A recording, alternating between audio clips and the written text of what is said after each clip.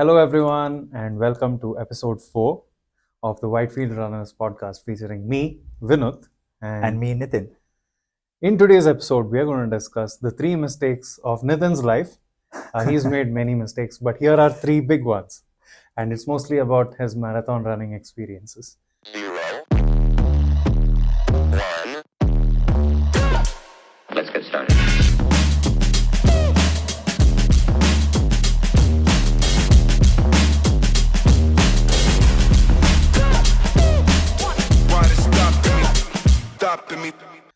So, Nitin, let's talk about the 3 mistakes of your life. Yeah, why not? I mean, firstly, the 3 mistakes directly relate to the 3 full marathons that I've run in my life.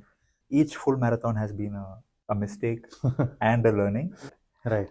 I mean, the rationale why I want to do my first full marathon, I did it in, I think, August last year in Pune, is just to get it off my bucket list. I am a full marathoner. I belong to the 1% club and all of that stuff, right? I don't know, how many people in the world have done full marathons. Yeah, how many people do you think in our audience would have completed a full marathon? I don't know. I think our audience are mostly amateur runners or people who want to run. So I would assume 1% or less. So if we have 3 viewers, then it's about less than 1. Yeah. But the thing is, I think all of us have that bucket list that we want to do at least one full marathon at some point. Yes. And I also want to do an ultra, maybe 50 or 60 at some point. You're doing the Tata Marathon next year, right? Full marathon. I'm a little doubtful now. Okay. Considering how my half marathons have been going.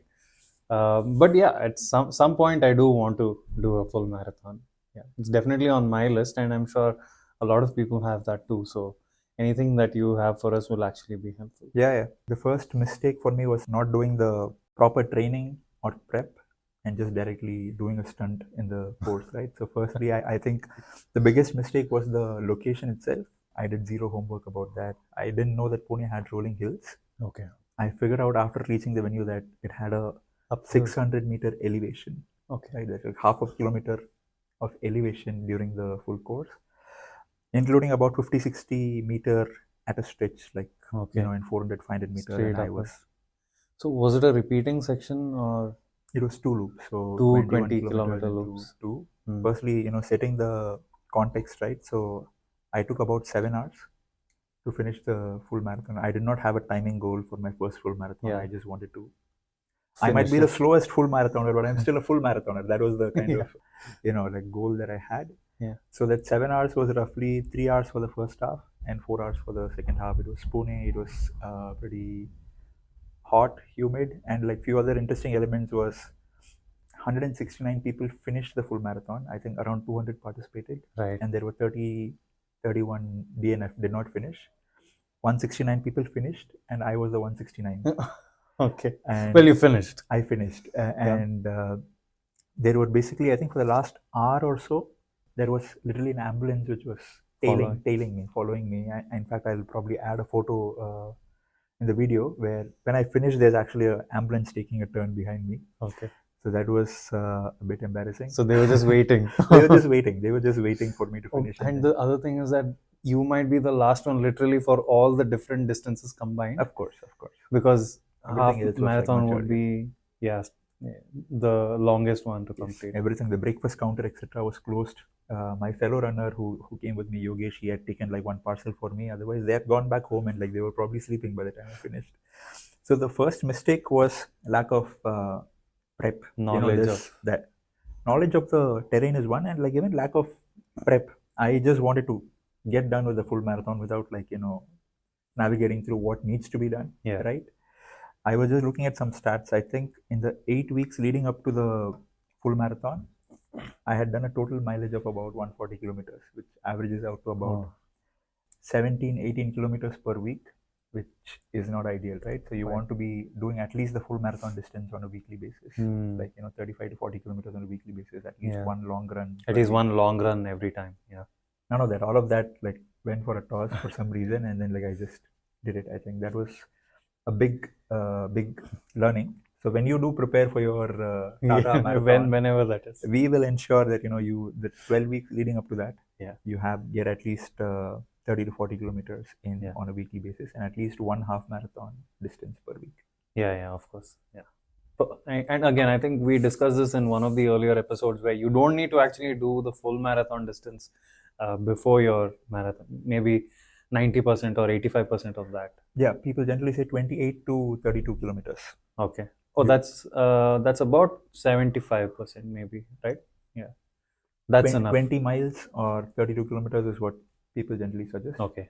Going beyond that, you're probably All that you do only on the race day. on the race day. Yeah, Hmm. exactly. Okay.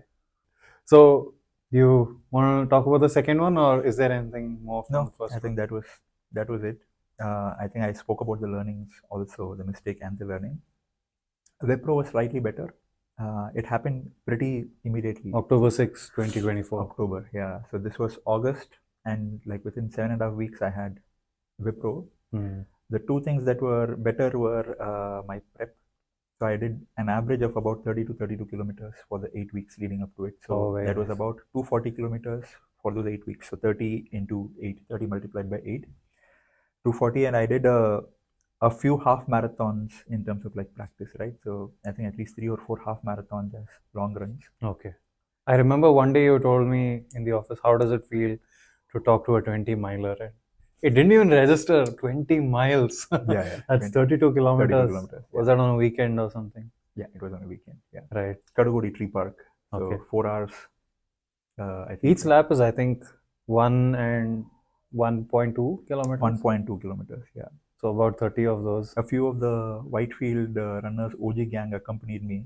Okay. I think you ditched us. I was not there. You were not there. I was not. But Shankar was there for about 10 kilometers. Abhinav was there for about 15 kilometers. Okay. So you had company. We had company. Yeah. Okay. So that helped. The preparation helped, and like the mileage leading up to the marathon helped. But the second mistake of my marathon life, which I realized during the Wipro marathon, was lack of hydration before and during the run. So unlike Pune, in Wipro, I think after the 30th kilometer, I cramped like crazy. I cramped a lot. That was basically not taking the right electrolytes during the run, or in the 36 hours leading up to the run. And then when I spoke to fellow marathoners, the advice that I got was, I learned it after doing 2 full marathons, that you're supposed to replenish your body with electrolytes, ORS, like to the tune of about 1 to 2 liters per day for the 2 days leading up to the marathon. Okay. That is what I heard. I had no idea about it. So all the water that you drink is basically mix salt and sugar into it. The regular medical ORS packet that you get, sachet, that is one sachet is for like 1 liter. You can drink up to 2 liters per day for the 2 days leading up to it, and it might have an impact. Okay, for 2 days leading up to it. And on that day, you do have hydration stations and all, right? For Wipro also, I'm sure they were. Yeah. Or was it not?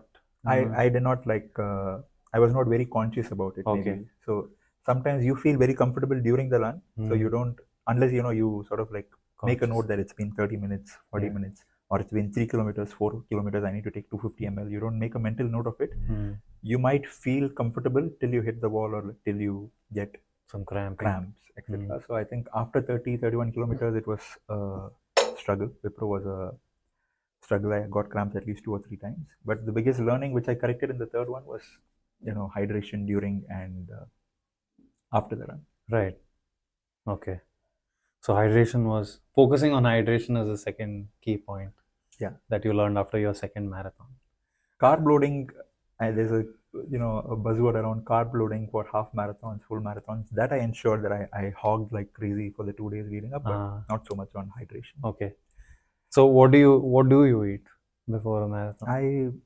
Things that have worked for me are some kind of pasta. Pasta is like I've heard it's like a good carb, and it generally like works for my body the day before. So if I have like 1 full for myself, or like 1.5 taking half for my son. Aglio olio. Yes, it doesn't have too much of an impact. It actually works. So I think to each their own. Yeah. But don't try anything new. Just before a race day. Just before or on race day. I remember this Bengaluru midnight marathon. Right? Yeah. So the previous year I did a 10K, 2023 I guess. Right. Yeah. I walked to the venue, and then on the way to the venue I had like 2 samosas and then started running. Okay. that was And this starts at around 11:30. I think the 10K probably starts at 11 because my half marathon started at 11:30 yeah, on that night. yeah. 10K was slightly earlier. Yeah. Yeah. That was like me So just you being a would be newbie. hungry though. Yeah. You have to take care of nutrition before. Yes. Yes. And the good thing is that these marathons you do get bananas and fruits, oranges. Or Parle-G biscuits or like just jaggery, sugar. Yeah. You do get You that. do get those, but it's better to already be, be fully, to not be hungry going into the race, basically. Yes. Yeah, that makes sense. So one thing that I would say is that if your smartwatch or your wearable has a feature, have reminders for every 25 minutes or 30 minutes or every 3 kilometers. Barefoot Bobby suggests drinking 250 ml of water or electrolyte water or plain water for every 3 kilometers. Okay. He does that apparently. So Right. if he's doing a half marathon, he's having 250 multiplied by 7. Okay. Whatever that is. Yeah, like 1.5 liters of water during the event itself. So I think that'll ensure that you don't miss out on like valuable time because of cramps and because that can like really slow you off and obviously make the process not that much enjoyable. Yeah. That it sucks when you have an injury or something starts to hurt. Then it disrupts your running and your pace and your rhythm, all of that. Yep. I've not yet had cramps. Luckily. In your halves, you've not had none of issues. That's good. Yeah, cramping is not some, but I did have this one, the same midnight marathon. I had some problem where my hip felt like it was not in its right position. It felt that way. And I had a really hard time running forwards. I think around the 15th kilometer or something, I had just given up and I was walking. In fact, in these marathons, they take photos at different points during the run. And for me, in 2 or 3 of them, I'm just walking with a very sad expression on my face because I felt like this, this is not what I wanted. Yeah. Then I figured that if I ran sideways, the pain was a little less. So I was crabbing, like pointing like maybe 45 degrees from the from perpendicular, and I was running sideways for the last 6 kilometers or so.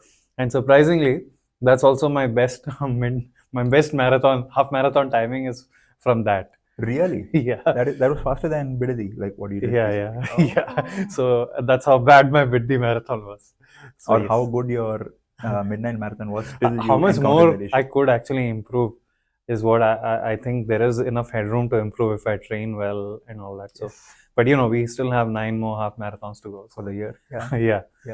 So there is scope. Speaking about race day pictures, I think we have a spectacular picture of you from the Bidadi marathon. I think we'll put it up for our viewers. Sure. Okay. Yeah. So coming back to Wipro, right? Wipro, my timing was obviously better than it can't get worse than Pune. So it was 7 hours, and Wipro was 5 hours 59 minutes, like just a shade under 6 hours. And then I amped up my training for Tata Mumbai Marathon, which was earlier this year, like Jan. I think. And this time they were not clearing the hoardings and everything when you finished. No. This time it was still like, I would say, slower than the average timing for Tata Mumbai Marathon, but obviously much faster than my previous 2 efforts. So okay, but you got the breakfast. Yes, I got the breakfast. Yes. So okay, what was it with Mumbai? So we've covered the 2 marathons, and now the third one is TMM. So what is a mistake or the mistake I did in Mumbai was mostly around pacing. Firstly, like among these three marathons, right? The race that I enjoyed the most during the event itself was Mumbai for multiple reasons. Obviously, external factors like the crowd and all of that, but also how I felt during the run. It was amazing. I felt like I could have gone on to do a ultra. Like 50K. It was amazing. I felt great. The mistake that I did with Mumbai was, I anchored myself before the event itself, like the lead up to the event, because Wipro had taken 5:59, so I had taken a goal of under 5:30, 5 hours 30 minutes for Mumbai, and for some reason I just wired that in my head that I need to finish it under 5:30. So what happened was I was at the half marathon mark. I was around 2:26. In fact, that was my best ever half marathon till date. That's my best half marathon, and that came as a part of a full marathon, right? So for some reason after that, I slowed down because I assumed that things are going to get tougher. So even when I could have pushed slightly more, I was very disheartened to see my heart rate data and all of that. Like after the run, like I completely slowed down after Okay. that Okay. when there was no need to, You because felt like you mentally I didn't had push enough. wired that I just need to do a sub 5:30. So I started like absorbing the crowd, taking videos here and there, messaging my friends that hey, I crushed my half marathon PR During the race. during the run. Yeah, I was just chatting with my cousin. You could have and gotten some work also done, no, in that time. yes, yes. So I think I wouldn't say these were not like costly mistakes or like bad mistakes like the first two ones. So these were like very conscious, but like you said, at the end of the day, you always feel like you're happy about your personal best, but you're also thinking, could I have pushed more? Could I have like shaved off another 10, 15 minutes, 20 minutes, Yeah. etc. So what did you finish? You finished under 5:30? It was a shade under 5:30, 5:29 something. Like Wipro was 5:59. This was like 5:29. Nice, 30 minutes you killed something, off. 30 something. The funny part was one of my uh, seniors. He does triathlons and stuff. Okay. So he called me after the race, seeing my timing. He's like, well, he was like, was there any issue with your leg? Like, were you injured or something? Why are you so slow? Like that was a great wake up call. I was like completely fine. And he also told me that par for the course for your fitness levels is probably 4 hour 30 minutes. Whoa. 4 hour 30 minutes you can definitely do if you like remove your mental blocks and like train properly. So thanks to him, that is going to be my goal for say Wipro this year or Tata Mumbai Marathon next year. So that's what I'll be working towards. So 7, 6, 5:30, maybe Wipro is 5, and then Mumbai next year becomes 4.5. That way, if we finish in 4.5, we will not be below average marathoners anymore. So Okay. firstly, marathoners are not average. Let's get that straight. Anyone who does a marathon is not average. But among those who finish the marathon, right? Yeah. In Mumbai, I heard that the average finish time for TMM was 5 hours and 2 minutes. Okay. So among the 12,000 people who ran, the average was 5 hours and 2 minutes. And I spoke after the run. I had breakfast with a couple of 60-year-old uncles who had done it in like 4 hours, 15 minutes, and 20 minutes, etc. So I think that is a very good goal to sort of anchor to. Right. And with the kind of training that both of us are putting right now, and like obviously our base building over the next 9 months or so, I think that can be a pretty realistic, doable goal for the next year that we can work towards. Yeah. So that would put you in the top half, right? 4:30 would probably be top 35-40%. Yeah. Okay. Right now it's like 60%. Right? Yeah. Bottom half, but just my rank was in Mumbai. It was around 6,000 something, 6,500 on a out of 11,000 finishers. Yeah. Okay.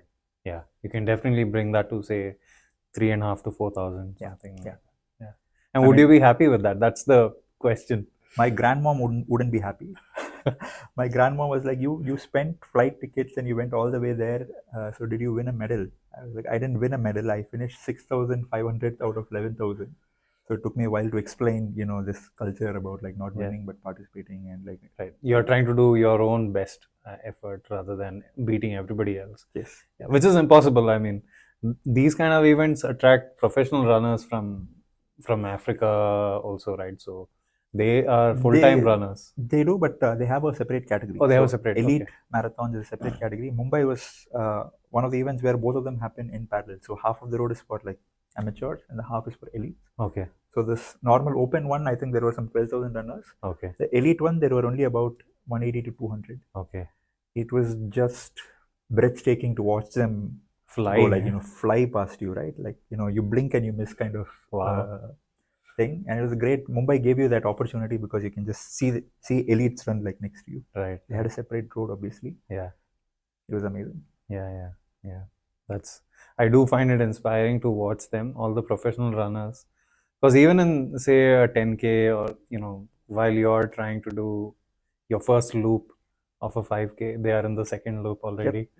Yep. And you can see them just running. They're running full power, all cylinders firing all the time. There's no pace or anything. There's just top gear and just keep running. Yeah. Aerobic base built over a couple of decades. Yeah, a lot of training involved, obviously. Yeah. And they are in good shape also. they don't carry extra weight Yes. like I do. So yeah, Like we do. It's not very visible. Yeah. yeah. Okay, cool. Anything else? No, I think Marathon. I can maybe just summarize. Uh, Doing the right prep on the course and having the right kind of mileage or effort put in the lead up to the marathon, getting your hydration and nutrition right, and not anchoring to your goal and running a race based on your feel on that day, not anchoring or slacking in the second half. I think these are like three mistakes and learnings that I would definitely incorporate myself in my next full marathon. Maybe something that if you're doing your first marathon, maybe this is something that you can keep in mind as well, so that you don't do the same mistakes that I did. Yeah. So we went from talking about going from couch to 10K and now directly full marathon. Full marathon, yes. Why Yes, not? so this is not an ideal journey, but this is a journey, by the way. So cool. Okay. All right, folks. Thank you for listening in. Hope you enjoyed and learned something, and hope this inspires you to train for a full marathon. 12 months, 24 months down the line. And we'll see you again for the next one. Thank you. Turn this upside down.